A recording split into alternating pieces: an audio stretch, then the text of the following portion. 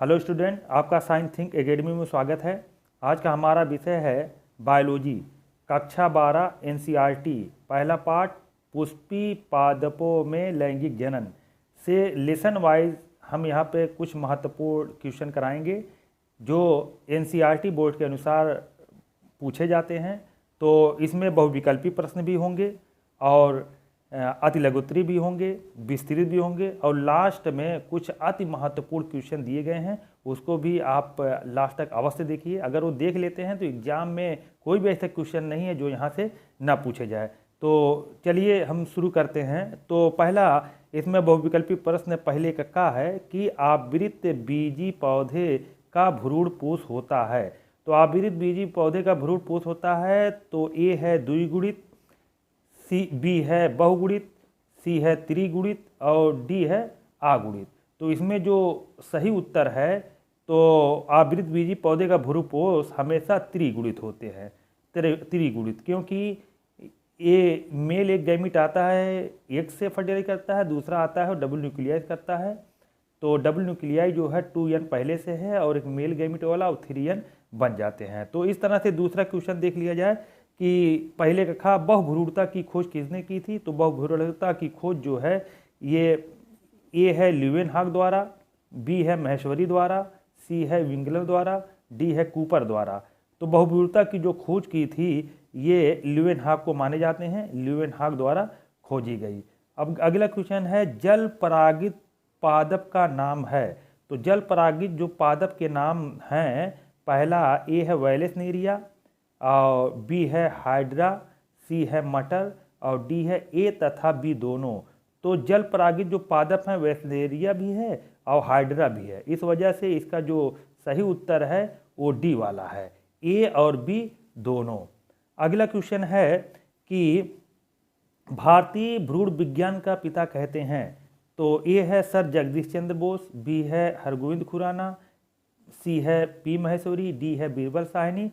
तो भारतीय भ्रूण विज्ञान का जो पिता माना जाता है पी महेश्वरी को माना जाता है। तो इसका सही उत्तर हो जाएगा पी महेश्वरी। इस तरह से अगला अति लघुत्तरी प्रश्न में है जो 1 नंबर में पूछे जाते हैं। तो पहला इसमें प्रश्न है 2 का टाइपिटम कहाँ स्थित होता है और इसका क्या कार्य है। तो टाइपिटम जो होते हैं वो परागकण परागकोश में होते हैं। परागकोश में 3 या 4 परतें होती हैं और उस आखिरी परत में का नाम है टाइपिटम। टाइपिटम एक परागकोश में स्थित होते हैं और टाइपिटम का जो कार्य है परागकण को पोषण प्रदान करता है। इस तरह से दूसरा सवाल है खा निमिलिता या क्लिस्टोगैमी से क्या तात्पर्य। एग्जाम में बहुत पूछे जाते हैं निमिलिता या क्लिस्टोगैमी क्या तात्पर्य है। तो ऐसे पौधे के पुष्प जो जीवन में कभी नहीं खिलते हैं, जो परागण और स्त्री केसर अंदर ही होते हैं और वो फूट के अपने से परागण क्रिया होती है, निषेचन क्रिया हो जाती है। तो ऐसे जो पौधे हैं वो मूंगफली के पौधे माने जाते हैं और कनकौआ। तो इसका जो उत्तर होगा कि निमिलिता से क्या तात्पर्य है, तो जो पुष्प कभी नहीं खिलते हैं उसे हम निमिलिता कहते हैं। अगला क्वेश्चन है द्विनिषेचन क्या है। तो द्विनिषेचन जो होते हैं ये द्विबीजपत्री में पाए जाते हैं।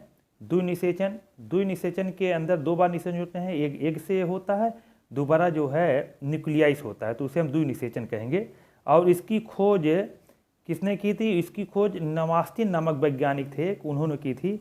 नमास्टिन नामक वैज्ञानिक ने जो खोज की थी 1898 में लीलियम में की थी। लीलियम एक पौधा और है फ्रिस्टिलेरिया में की थी। अब अगला है घा वाला है अपयुग्मन को परिभाषित करो। तो अपयुग्मन क्या है। अपयुग्मन जो होते हैं ये अगुणित भ्रूण कोश के अंड के अलावा किसी दूसरी कोशिका जैसे सहायक कोशिका, सिनर्जिट या प्रतिमुख कोशिका, एंटीपोडल कोशिकाओं से भ्रूण के विकास को अपयुग्मन कहते हैं या एपोगैमी कहते हैं, जैसे लीलियम में देखा जाता है। अगला है घा आसंग जनन तथा अनिषेक फलन में अंतर लिखो। तो आसंग जनन उसे कहते हैं जो कभी कभी पौधे के जीवन चक्र में संयुग्मन अथवा सूत्री विभाजन नहीं होते तथा इनकी अनुपस्थिति में नया पौधा बन जाता है, उसे आसंग जनन कहते हैं। और अनिषेक फलन वो है कि भ्रूण कोष अंड से नर युग्मक के संयोजन के बिना भ्रूण का विकास हो जाए, उसे अनिषेक फलन कहते हैं। अब अगला आता है लघुत्तरी प्रश्न में। लघुत्तरी प्रश्न में परिपक्व परागकोश की अनुप्रस्थ काट का चित्र बनाना है, ये सब लोग जानते हैं, इसको आप लोग बना लीजिएगा। बी है खा है कि परागण तथा निषेचन में अंतर, ये बहुत इंपॉर्टेंट क्वेश्चन है। अगला है जो है भ्रूण कोष तथा भ्रूण कोष में अंतर लिखो, तो भ्रूण कोष तथा भ्रूण कोष में अंतर लिखने के लिए बहुत पूछा जाए, इसको आप लोग देख लीजिएगा। और डी घा है एक प्रारूपिक बीजांड की एलियस काट, एक प्रारूपिक बीजांड है उसका एलियस काट का चित्र बनाना है। और डी है पर परागण किसे कहते हैं, वायु परागण पर टिप्पणी, ये सब बहुत सवाल पूछे जाते हैं, बहुत इंपॉर्टेंट है, इसको आप देख लीजिएगा। अब कुछ महत्वपूर्ण क्वेश्चन है नीचे टिप्पणी लिखने के लिए आती है, तो ये टिप्पणी में भी है, इसको भी आप देख लेंगे। आसंग जनन, अनिषेक फलन, बहुभ्रूणता, जीनिया तथा मेटेजीनिया, ये सब पूछे जाते हैं। और क्वेश्चन है खा, ये थोड़ा लांग में है, आवृत बीजी पौधे के गुरु बीजाणु या मादा युग्मोद्भिद प्रक्रिया का चित्र की सहायता से वर्णन करना है, इंपॉर्टेंट है, इसको आप देख लीजिएगा। अगला क्वेश्चन है इसी में अथवा करके है कि आवृत बीजी पौधे में चित्र की सहायता से द्विबीजपत्री भ्रूण के विकास का वर्णन करना है, चित्र की सहायता से द्विबीजपत्री भ्रूण का जो है ये वर्णन कर देना है। और पांचवा का है अंकुरित परागकण का एक नामक चित्र बना देना है, सब ये सब किताब में मिल जाएंगे, देख लीजिएगा। स्त्री केसर जायांग की अनुलंब काट का चित्र बना देना है, इसको भी देख लीजिएगा। और खा है कीट परागण व पक्षी परागण पर टिप्पणी लिखो, ये सब परीक्षा की दृष्टि से बहुत इंपॉर्टेंट है, इसको आप लोग ज़रूर देख लीजिएगा। अगला देखिए, कभी कभी सवाल पूछ लिए जाते हैं कि पीढ़ी एकांतरण क्या है। एक आवृत बीजी पौधे के जीवन इतिहास का केवल रेखा चित्र की सहायता से वर्णन करना है, ये कभी कभी सवाल पूछ लिए जाते हैं, ये भी इंपॉर्टेंट है, इसको भी आप लोग देख लेंगे। अब कुछ अति महत्वपूर्ण क्वेश्चन है, हम उसका वर्णन कर देते हैं, आप इसको ध्यान से देखिए। पुष्प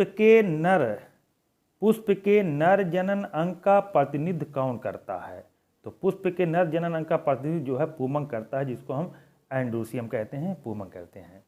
अगला है आवृत बीजी पौधे में नर जननांग क्या होता है, तो आवृत बीजी पौधे में जो नर जननांग है वो पुंकेसर है, और स्त्री जननांग जो है वो स्त्री केसर है। और अगला है कि एक प्रारूपिक आवृत बीजी परागकोश में लघु बीजाणु धानियों की संख्या कितनी होती है, तो लघु बीजाणु धानियों की संख्या ये 4 होती है।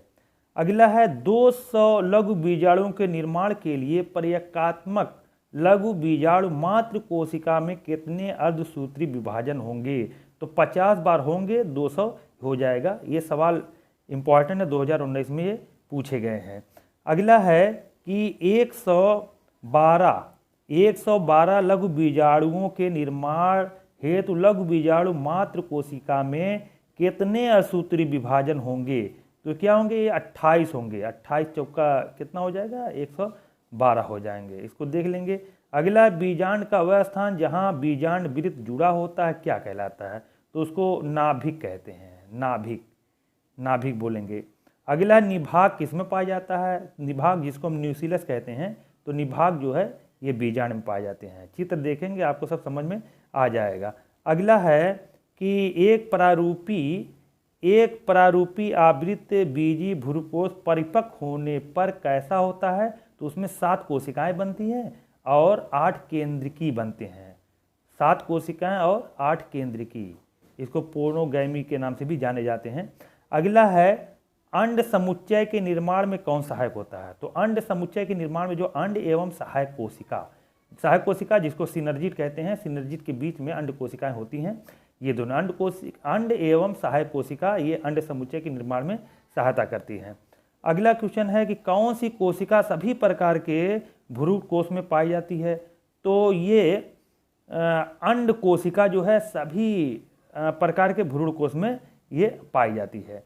अगला है प्रथमुख कोशिकाएं कहाँ उपस्थित होती हैं, तो प्रथमुख कोशिकाएं जो होती हैं हमेशा निभागी छोर पर उपस्थित होती हैं, कहाँ पे, निभागी छोर की मतलब ऊपर की तरफ होती है। एक ही पादप के पुष्प के परागकणों का दूसरे पुष्प के वर्तिकाग्र तक स्थानांतरण क्या कहलाता है? तो इसको हम सजात पुष्पी कहते हैं, सजात पुष्पी के नाम से जानेंगे। अगला है साल्विया किसके द्वारा परागित होता है? तो साल्विया में हमेशा कीट द्वारा होते हैं। साल्विया में जो परागण होता है कीटों द्वारा होता है। और किस पौधे में जल परागण होता है, ये आगे आ चुका है। तो ये वायलेसनेरिया में जल परागण होता है। ये सब बहुत इंपॉर्टेंट है, सवाल पूछे जाते हैं, 2023 में ये पूछे जा चुके भी हैं। और किन पादपों में दोहरा निषेचन होता है? किन पादपों में दोहरा निषेचन होता है? तो ये आवृत बीजी पादपों में हमेशा जो है दोहरा निषेचन होता है। इसी को द्विनिषेचन के नाम से जानते हैं, जिसको नवास्टी नामक वैज्ञानिक ने खोजा था। किसमें खोजा था? लीलियम में खोजा था। अगला भारतीय भूण विज्ञान का पिता किसे कहते हैं? तो पी महेश्वरी ना, प्रोफेसर पंचानन महेश्वरी, ये आगे आ चुके हैं। घास परिवार में बीजपत्र को क्या कहते हैं? तो पराशल्क कहते हैं, पराशल्क। अगला है आवृत बीज पौधे का भ्रूण कोष कैसा होता है? तो हमेशा त्रिगुणित होगा। भ्रूण कोष त्रिगुणित होगा। त्रिगुणित मतलब 2 n पहले से होता है, 1 n मिल जाता है, 3 n हो जाते हैं, तो त्रिगुणित माना जाएगा। अगला क्वेश्चन है कि आवृत बीज पौधों में भ्रूण कोष में गुणसूत्रों की संख्या कितनी होती है? फिर वही सवाल आ रहा है, बहुत इंपॉर्टेंट। 23 और 22 दोनों पूछे गए हैं। तो आवृत बीजी पौधे के भ्रूण कोष में गुणसूत्रों की संख्या कितनी होती है? तो इसमें भी त्रिगुणित होते हैं, 3x होते हैं। अगला है कि भ्रूण पोष किसका अवशेष है?